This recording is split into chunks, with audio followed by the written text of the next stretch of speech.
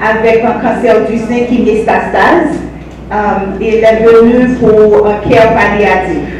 On a donné de cytoxan qui est vraiment cyclophosphamide. Et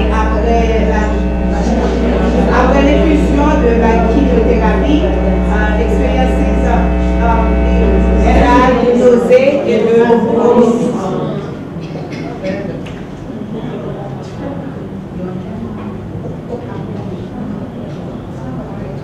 Ok? Quelle est la raison pour le nausée et le vomissement? Ok? Alors, on a beaucoup discuté la raison pour la nausée et le vomissement. Qui peuvent m'aider ici? On a beaucoup discuté ça. On a donné pourquoi le malade expérience du vomissement et de la nausée. Pourquoi?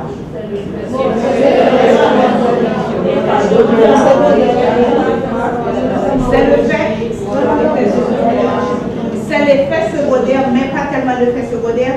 Tu dois songer que les agents de chimiothérapie affectent les cellules digestives. Et les cellules digestives, qu'est-ce qu'ils sont faits?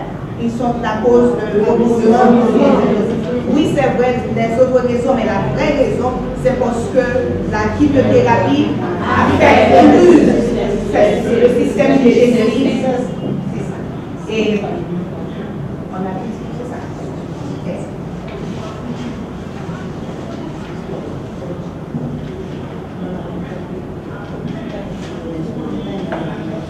Ok, maintenant on va avoir quelle est la chimiothérapie qui cause plus de nausées et de vomitures. Ok, cette chimiothérapie-là cause beaucoup de nausées et de vomissements. Ok, on voit la carabizine, cyclophosphamide. Tu as vu qu'on a beaucoup parlé de ce médicament-là, on donne ce régime-là pour plusieurs sortes de traitements, spécialement pour le cancer du sein. On a appris hier, il y a quatre types de cancers qui sont très communs ici. C'est le cancer du sein, le cancer du col, le cancer du col magnésien, le cancer du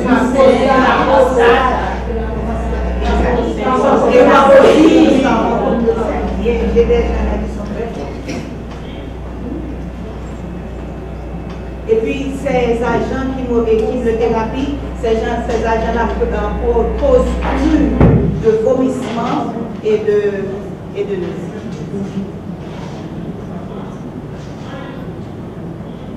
Mais comment traiter le nausée et le vomissement?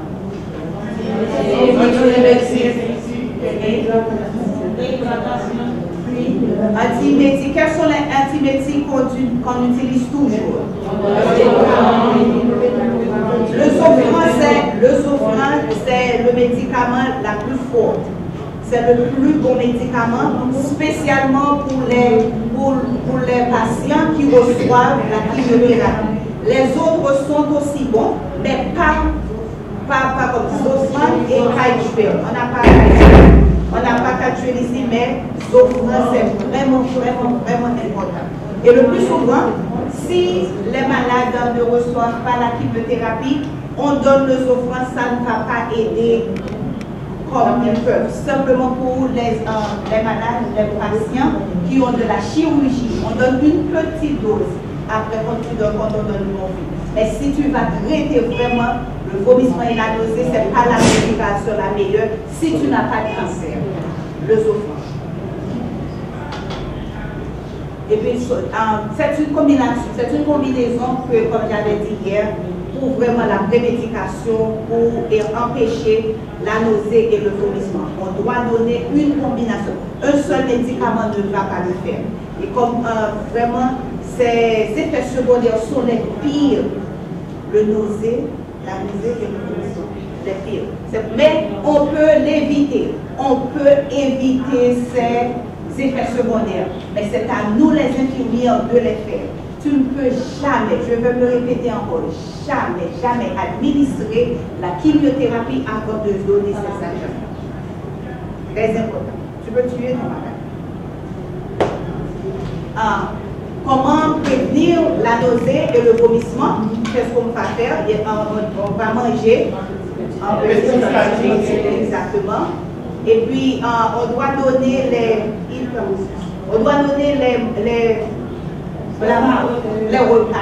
repas que les malades aiment. Si un patient n'aime pas un repas, ne le donne pas, il ne va pas manger. Et puis, ça va exciter le vomissement. Okay? Et non pas une odeur désagréable. Okay? Et puis, make yourself comfortable. Après le repas, et tu vas asseoir le malade. Et puis, comme je l'avais dit, toujours asseoir le malade, non pas coucher. Parce que si tu as le nausée, le vomissement, tu couches, qu'est-ce qui arrive? Si pendant que tu étais au lit, on va avoir de l'aspiration. Très important. Est-ce que le patient a de l'aspiration, qu'est-ce qui arrive?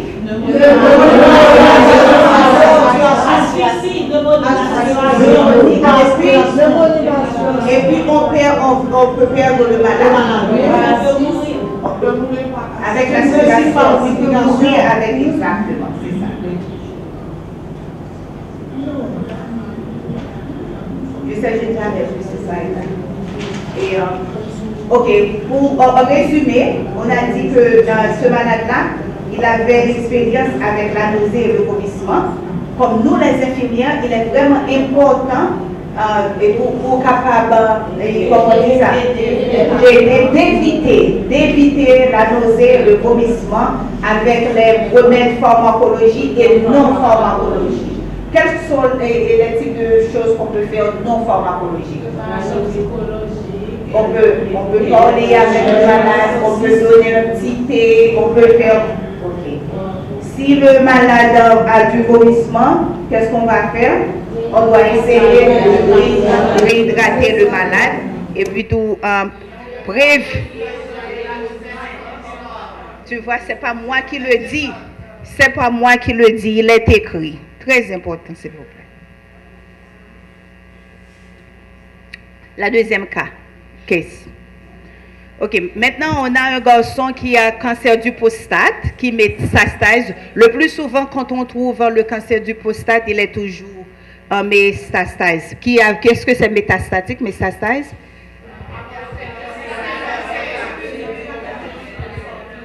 Exactement.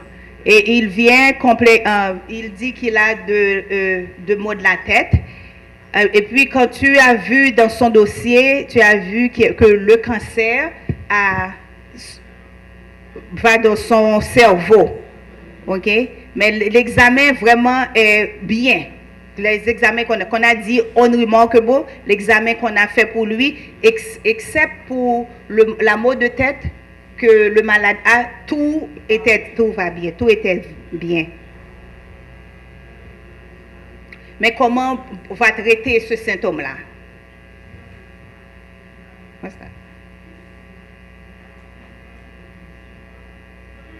On a plusieurs façons de traiter les maux ou bien la douleur du malade. Toujours, s'il vous plaît. On commence toujours avec la médication légère, et puis modérée, et puis sévère. On ne commence jamais avec le médicament. Parce que si tu donnes une faute dose, mais comment va aider à l'avenir?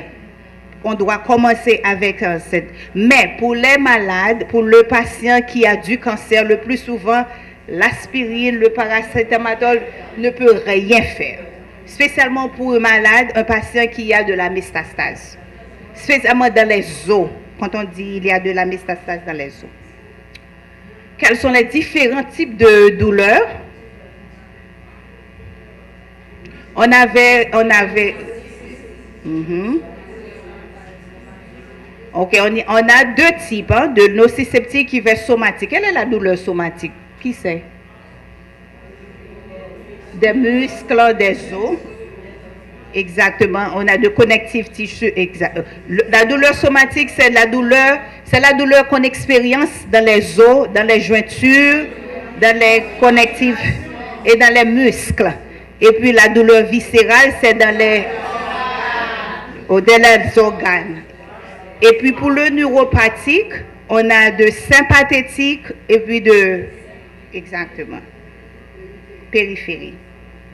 Somatique, ok, la douleur somatique, la plus souvent, on décrit la douleur somatique comme une douleur, comme peut-être une ache, quand on dit pas tellement douloureux, c'est ça. Mais bien souvent, peut-être un petit peu dur ou bien pas tellement. C'est pas une douleur exagérée, la douleur est somatique. Pain in the bone and soft tissue. Le patient souvent a expériencé cette douleur dans les os et dans les tissus qui sont soft. Je ne sais pas comment dire. La douleur viscérale, c'est la plus forte. Constant. Quand on dit constant, cette personne-là le continue toujours là. Et on a toujours de douleur. Et il n'est vraiment pas bien localisé. On a douleur partout, ici et là. Et puis, référé, c'est une douleur référée irradiée. Par exemple, cancer du pancréas ont toujours causé ça. Le cancer du foie, et qui donne quelquefois la douleur, l'abdomen qui a vraiment étendu. Exactement. Et puis, tout obstruction, on a une obstruction. Quand on a une obstruction abdominale, c'est vraiment, ce malade-là est vraiment inconfortable. Inconfortable. Parce que tu ne peux pas boire, tu ne peux pas aller à la selle, tout reste là. On a un blocage. En l'air et en bas ne se rencontrent pas. Je ne sais pas. Si tu comprends. Neuropathic pain, c'est la douleur la plus forte. Tingling, burning qui veut dire tu as une brûlure, et puis numbness, c'est vraiment numb. Quand on dit que numbness, on a une douleur comme une électrique, une sensation électrique, comme un courant électrique, oui. Mais ça peut être causé par une amputation. Quand on a une amputé, on sait qu'est-ce que c'est l'amputation, c'est seulement les malades, les diabétiques. Et puis, quand on a une opération, on a un scar, je ne sais pas. Et, comment on dit scar? Et scar, c'est la même chose. Et puis, c'est vraiment plus difficile à contrôler. La douleur neuropathique, ce n'est pas une douleur qu'on contrôle souvent. Et c'est vraiment difficile. On doit donner plusieurs des agents pour aider. Et on doit donner morphine, on doit donner le neurontin, qui vraiment est un taille neuropathique médicament. Si on ne donne pas le neurontin avec les malades, le patient qui a souffert de sorte en peine, on ne va pas l'aider. La morphine ne peut pas l'aider. On fait un cocktail. On fait un cocktail. Quelquefois, on donne le neurontin 3 fois par jour. Et puis, la morphine peut-être 4 fois, à chaque 4 heures de temps ou bien chaque 6 heures de temps. Mais n'oublie pas, quand on donne la morphine, les médicaments qui peuvent causer la constipation, on doit toujours donner ce qu'on appelle un stool softener, un laxatif. Très important parce que le patient va être moins inconfortable si on ne peut pas éliminer. S'il a un bon régime, qu'est-ce que tu as dit par là? Oui, quelquefois, on peut le faire avec une bonne régime, une bonne diète. Ok. Et puis on conseille le patient à boire beaucoup d'eau. Pas de jus, beaucoup d'eau. Et de manger beaucoup de fruits, les légumes, spécialement les légumes verts. Les malades, le patient qui a le cancer, c'est très important de les conseiller à manger des légumes verts. Pourquoi ça? Parce qu'il y a de l'anémie. Très bien. Quels sont les effets secondaires de opioïdes analgésiques? On avait fait ça. Hallucination, on sait qu'est-ce que l'hallucination. Tu vois un oiseau quand il n'y a pas un oiseau. Et ces gens-là pensent toujours, on a la dysphorie, délire, ok, un seizure, l'épilepsie, c'est ça, des crises. Et puis on a de rétention urinaire, prurite, et puis on a la respiratoire. Je veux que tu vois que la dépression de la respiratoire, c'est un dernier. Et nous, les infirmières, toujours dit, je ne veux pas donner la morphine parce qu'il va causer la... Tu vois, c'est pas toujours vrai. C'est spécialement avec le patient qui a souffert du cancer. C'est pas toujours vrai. Ok, quels sont ces effets-là sont partout, pas communs. Voilà les effets secondaires qui sont vraiment communs.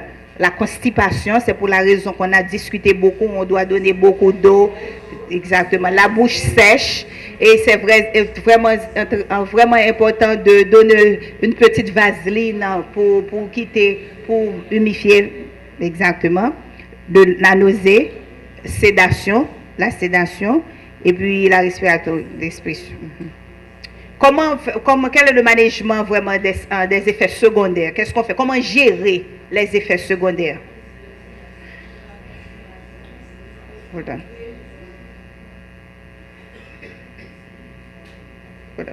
I'm sorry.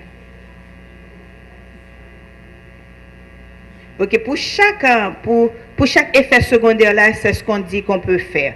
On a déjà discuté qu'est-ce qu'on peut faire pour la constipation. Et pour le nausée, on va donner pour la sédation, qu'est-ce qu'on va faire? Ok. Quand on a vu que le patient a beaucoup de la sédation, nous les infirmières doivent appeler au médecin pour dire,